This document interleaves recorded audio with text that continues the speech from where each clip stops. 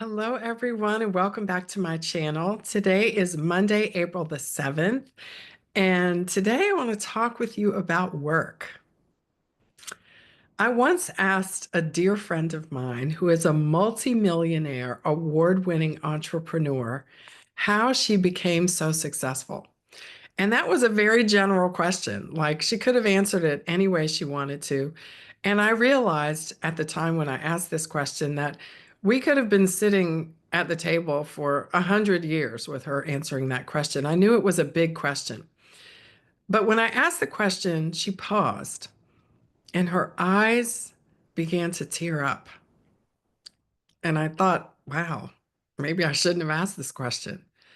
But she became very thoughtful and very careful. And I could tell that she was being very intentional about her answer. And I knew that she was thinking through all the millions of things that she could have said to me. And she paused and she said, I'm successful because I did all the things I didn't want to do. And I remember being just as thoughtful and careful about my response to her because that response caught me off guard. Like I thought she was going to give me a bunch of actual things that she did. Like, I made 25 sales calls a day and I updated my website every day and I hired a good CEO and I always, paid my bills on time. And like there were all these like sensible, pragmatic things that business owners did to be successful in their businesses. But she just said, I just did hard things that I didn't want to do. Like I got up every morning and there was a list of things I didn't feel like doing, and I did them all first. And here I am all these years later, and she's right. Like I've been six-figure profitable in my business for a quarter century. And when people ask me that question, the answer is the same. Like I just do all the things I don't feel like doing. Now, do all the things all the time that I don't feel like doing? No, I don't. But pretty much most of the time, I do things I don't feel like doing. When I get up in the morning and I don't feel like working out, I go work out. When I don't feel like making a certain phone call, I go make the phone call. When I don't feel like recording the video, I record the video. When I don't feel like sitting down with my planner and planning my week, I sit down with my planner and I plan my week. When I don't feel like disciplining myself to do my weekly reading, I do my weekly reading. When I don't feel like doing my quarterly planning, I do my quarterly planning. And I do these things because number one, I know that the result of doing these things is going to be good. And that's really the bottom line because so often we we don't do things that we know will be good for us because we don't feel like doing them. And when we don't do them, they don't get done. And we don't ever get to the end result of having done the hard thing. And therefore, we never celebrate having done the hard thing. So we don't do the next hard thing and we don't get the good result. So we don't have a reason to do the next hard thing because we don't give ourselves the gift of the result of having done the hard thing.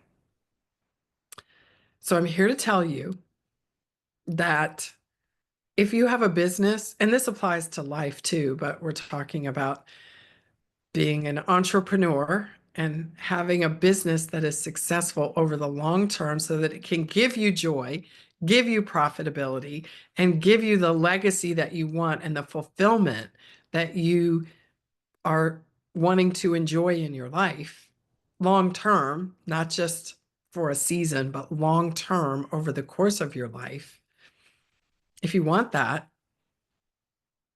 you got to do the hard things.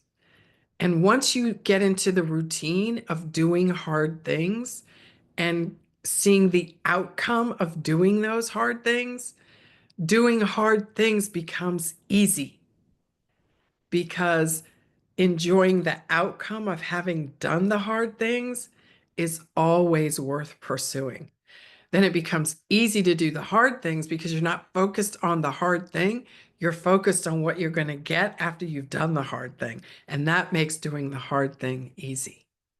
So I want to thank my friend all those years ago for being very intentional about telling me how she became successful over the long term in her business. It was by doing all the things she didn't want to do. And now here I am all these years later telling you the same thing because success leaves clues.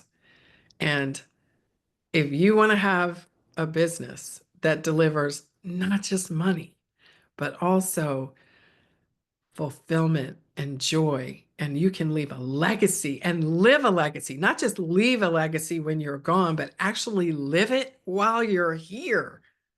Like, what's better than that? You get to leave it when you're gone, and people say nice things when you're not here. But while you're living your life, you get to do what you love and help people at the same time, and also make money and support yourself while you're at it. Like, that's like the ultimate trifecta. Like a joyful life, a profitable business, and a meaningful legacy while you're here.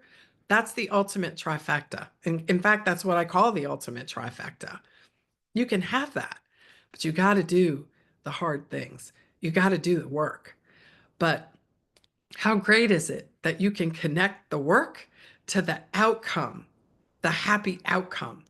So you can repeat, rinse and repeat, work, happy outcome, work, happy outcome over and over and over again in your life. There's nothing better than that.